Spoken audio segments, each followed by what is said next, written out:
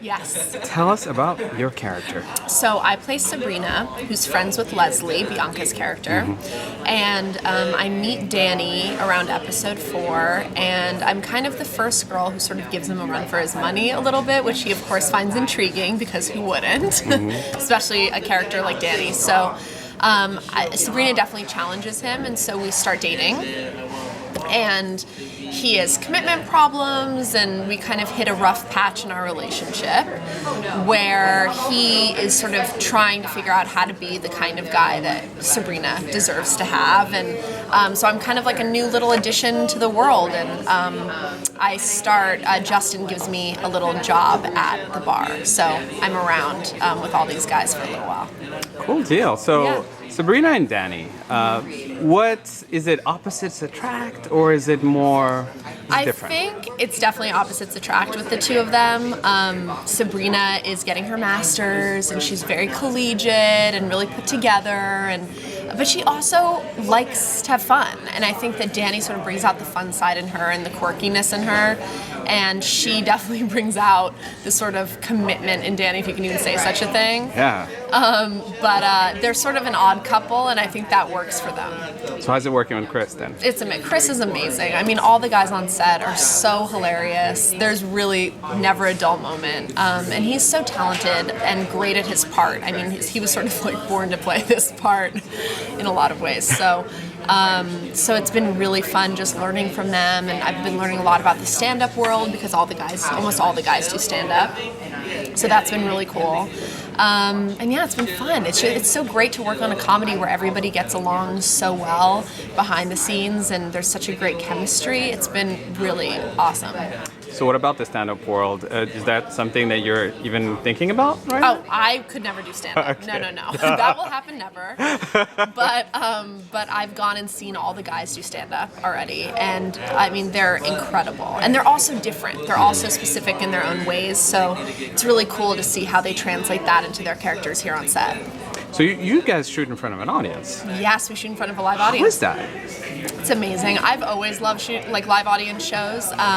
There's an energy there that you don't normally get, and it's cool too when you're working with stand-up guys because we do the first take kind of how it's written, or fairly close to how it's written, and then Bill really allows all of us to kind of, I wouldn't call it improv because we know what we're going to say before, but the jokes get rewritten on the fly, so it's not like any other taping where you come and you sit and you see the scenes play out exactly how they do 4 or 5 times.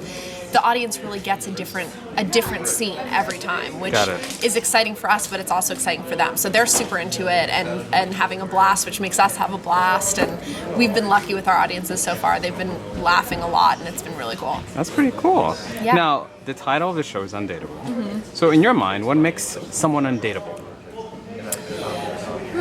What makes someone undateable? I would say being too self-involved probably makes somebody undateable. I think part of dating is learning about another person.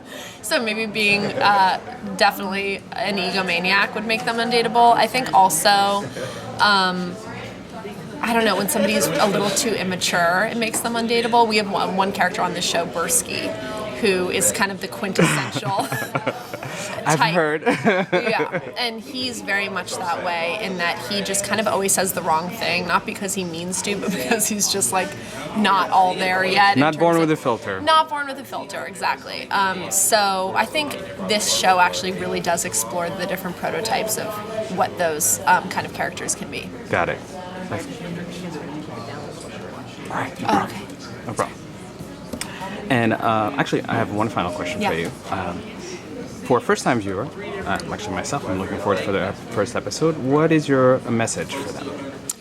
So I would tell viewers of this show, it's pretty, tune in also because you're not only seeing, it's a hilarious sitcom, but it's also, you're tuning into this group that has pre-existing chemistry. Chris and Brett have been friends for 10 years, and it reminds me a lot. I guest starred on Friends back in the day, and it reminds me of that chemistry, where you really feel like you're a part of their world and you know these people, and it's fun. And I'm just happy that I also feel like it's a show that women can watch and really be into. It's not, yes, there are a ton of guys, but it's not just about guys. It really is about them figuring out who they are and who they want to date, and It's really accessible to viewers, so I'm really into that. And I think if I wasn't on it, I would watch it for sure. So I'm really excited for people to watch it with us.